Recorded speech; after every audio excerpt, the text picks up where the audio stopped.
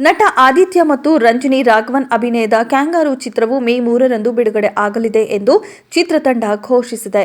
ಕಿಶೋರ್ ಮೇಗಳಮನೆ ನಿರ್ದೇಶನದ ಈ ಚಿತ್ರವನ್ನು ಆರೋಹಿ ಪ್ರೊಡಕ್ಷನ್ ಬ್ಯಾನರ್ನ ಅಡಿಯಲ್ಲಿ 6 ಸ್ನೇಹಿತರು ಒಟ್ಟಾಗಿ ನಿರ್ಮಿಸಿದ್ದಾರೆ.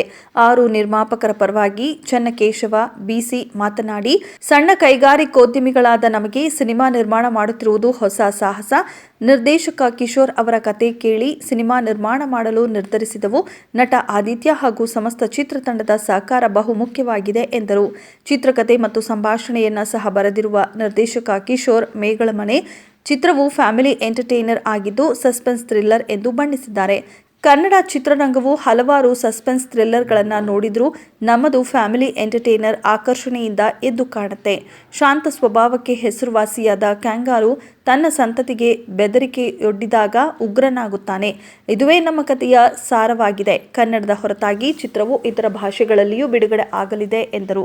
ಕ್ಯಾಂಗಾರು ಕುರಿತು ಮಾತನಾಡಿದ ನಟ ಆದಿತ್ಯ, ನಿರ್ದೇಶಕ ಕಿಶೋರ್ ಕಥೆಯನ್ನು ಹಂಚಿಕೊಂಡರು ಮತ್ತು ನಾನು ತಕ್ಷಣ ಒಪ್ಪಿಕೊಂಡೆ. ನಾನು ಪೊಲೀಸ್ ಅಧಿಕಾರಿಯಾಗಿ ನಟಿಸಿದ್ದೇನೆ ಮತ್ತು ಚಿತ್ರವು ಉತ್ತಮವಾಗಿ ಮೂಡಿಬಂದಿದೆ ಎಂದು ಹೇಳುತ್ತಾರೆ. ಕ್ಯಾಂಗಾರು ರಂಜಿನಿ ರಾಘವನ್ ಅವರ 5ನೇ ಚಿತ್ರವಾಗಿದ್ದು ಅವರು ಚಿತ್ರದಲ್ಲಿ ಮನೋವೈದ್ಯೆಯಾಗಿ ನಟಿಸಿದ್ದಾರೆ. ಇದರೊಂದಿಗೆ ಚಿತ್ರದಲ್ಲಿ ನಾಗೇಂದ್ರ ಅರಸ್, ಅಶ್ವಿನ್ ಹಾಸನ್, ಶುಭಲಕ್ಷ್ಮಿ ಮತ್ತು ಗೌತಮ್ ಪ್ರಮುಖ ಪಾತ್ರಗಳಲ್ಲಿ ನಟಿಸಿದ್ದಾರೆ.